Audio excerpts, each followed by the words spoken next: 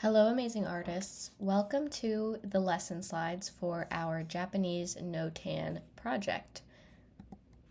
Here is an overview of the lesson. So first we're going to talk about what Notan is, and then we're going to review some art concepts. We're going to talk about the symmetrical Notan assignment. We're going to make a colorful background, and then we're going to talk about the expansion of the square Notan project. So we are going to start with this question first. What is Notan? Let's find out.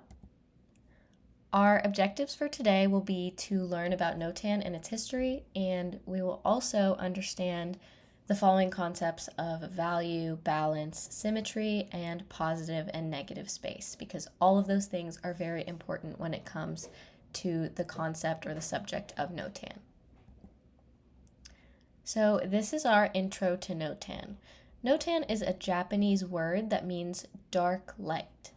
Notan in art refers to the relationship between positive space and negative space, or the relationship between dark and light elements.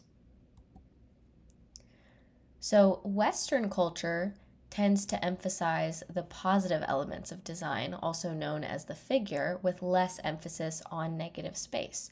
So North America and Europe are examples of Western continents, and then Asian countries would be in the East. So Eastern culture, the originator of Notan, seeks a more balanced view of the world and of design. So on the left here we have this image of the Mona Lisa, and you can see that she is the figure, right? And she's taking up most of the space. She's the subject of the painting. All of the emphasis is on her, and the background is just kind of behind her.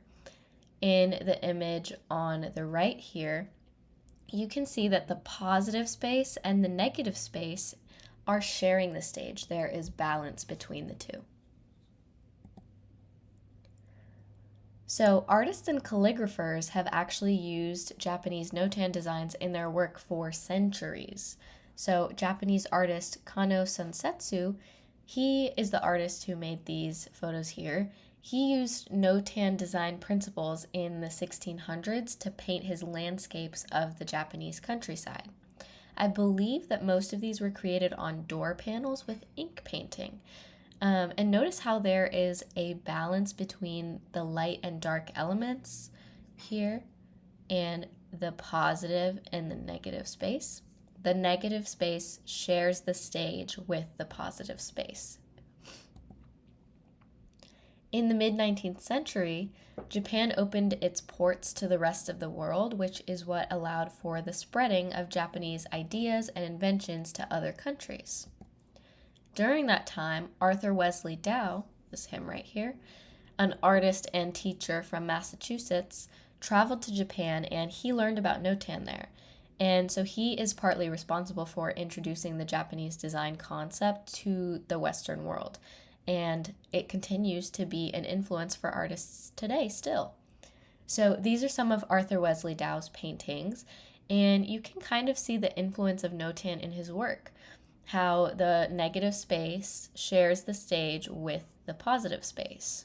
There is a sense of balance and harmony in these landscapes. So these images are from a chapter of a book that he wrote about how to balance light and dark in a composition. And then on the right here is another one of his artworks, also clearly influenced by Notan. So artists can use Notan value studies to explore different arrangements of light and dark in a painting. It's really easy to do that this way without having the distraction of other elements like color, texture, and details. So keeping it simple, just focusing on the values of color and nothing else. So painting the dark values with black. So here are the dark values in here, and they painted them with black. And then the light values, which is all this, with white. So they painted it with white, just to block out where the dark colors will go and where the light colors will go. Here's another example. So this can help an artist figure out how to make their composition strong. It can help them get a better understanding of the balance of light and dark in the artwork. Another example of a value study, this one is a landscape painting. So they blocked out the dark values and the light values. And it's very simple. You don't really see a lot of middle range values in there, like you don't see a lot of gray. It's just stark black and white contrast.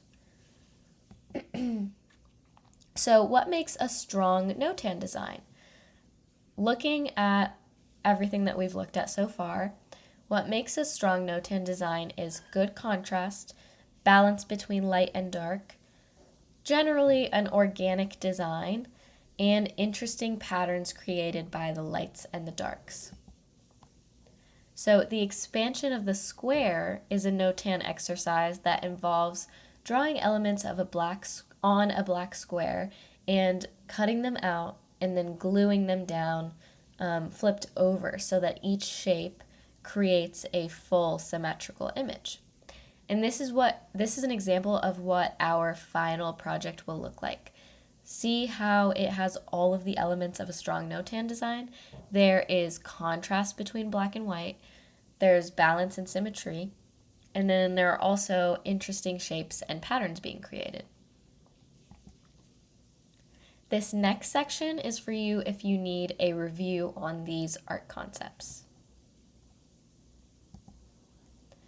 So let's talk about symmetry first. Symmetry is a type of balance. If something is symmetrical, it's going to look the same on one side as it does on the other.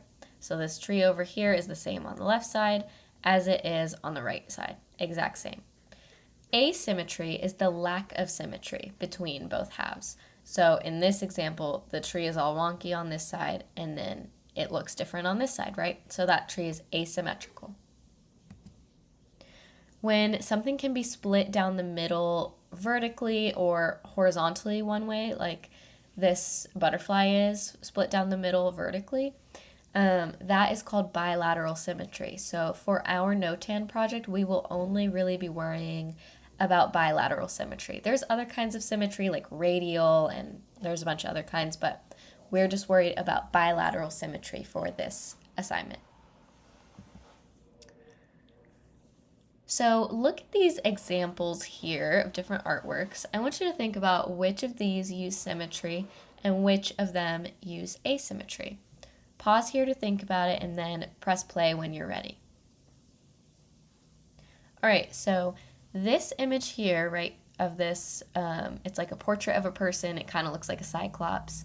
This one is definitely using symmetry because his face is the exact same on one side as it is on the other, right down to the suit and the details.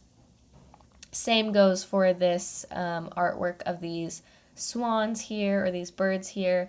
If you were to split it right down the middle, it would be a mirror image of each other. Now, this artwork here is definitely using asymmetry because on the left we have this ledge that is higher up than the ledge on the left. And we also have a man, it looks like a man's figure over here and a woman's figure over here. So they are not symmetrical. If you split this down the middle and like folded it together, it would not be the same on both sides. This one right here of the stars is definitely symmetrical. Might be a little bit confusing to look at though because the colors are different. So it's not symmetrical in terms of color, but it is symmetrical when it comes to the shapes that are being used. And they already kind of have a line going down there, so if we were to look at one side, it's an exact mirror image of what's going on the other side. But the colors are different. Lastly, we have this artwork here of this man sitting, and it might look like it's symmetrical at first because the legs are both kind of going out in opposite directions, but if you look at his torso and his head, he is leaning one way, right? He's leaning all the way off to the right side, and that makes him asymmetrical. Now we're going to talk about positive and negative space. So in a composition or in a work of art, positive space is the area of interest or the space inside of an object. It's usually the subject or the subjects of the artwork. Meanwhile, negative space consists of the areas surrounding or in between the subjects. Positive space is usually used to fill the frame or to engage the eye, and negative space is usually used for scale or to direct the eye to something. So in this example to the right, the chairs are the subject of the image, so they make up the positive space. The white areas make up the negative space, and that includes the areas that are all around the chair, but also inside of the chairs, like in between these rods here. So the white is all the negative space, and the black is all the positive space. The image below is a good example of a composition that has a balance of positive and negative space. So this tree and the ground are the subject of the artwork, making it the positive space, and then the white background is the negative space. The tree takes up about the same amount of space as the background, and that makes it a balanced composition. Now, these are not balanced, so the image on the left here has more positive space than negative space because the tree and the ground take up most of the composition. And then this image on the right has much more negative space than positive space because the background is taking up most of the view. And varying the positive and negative space can really change a work of art, as you can see through these examples here. So over here we had a balance, and over here we don't have balance, but it does change the feeling of the artwork. Here are some more examples of positive and negative space being used in art. So think about, where do you notice the positive space and the negative space? Pause and then come back to me when you're ready. All right, so see how the artist can play around with positive and negative space to create a really cool effect or trick the eye. So in this one that we have here, I would say that all of the positive space is the black. So this man here, these trees which are made of mustaches, the ground here, and then these mustache birds that are flying around in the background. All of those things are making up the positive space.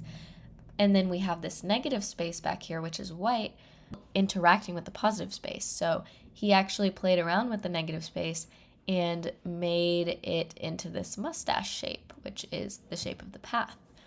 Pretty cool.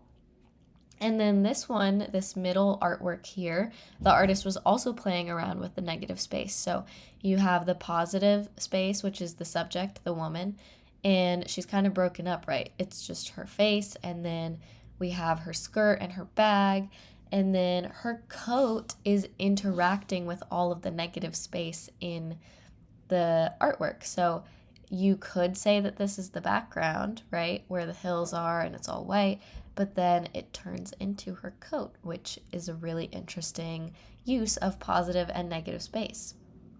And then finally, this one on the right is actually an optical illusion, depending on what you focus on first. So if you were to focus on this white area, it might look like a chess piece to you or a vase. But if you were to focus on the black areas and focus your eyes on the black, it might look like the profile of a person and then another person over here, and they're both staring at each other. And I'm not really sure which would be called the positive space and which would be called the negative space here, because whichever way you look at it, there is a subject, right? It just depends on what your eye focuses on first.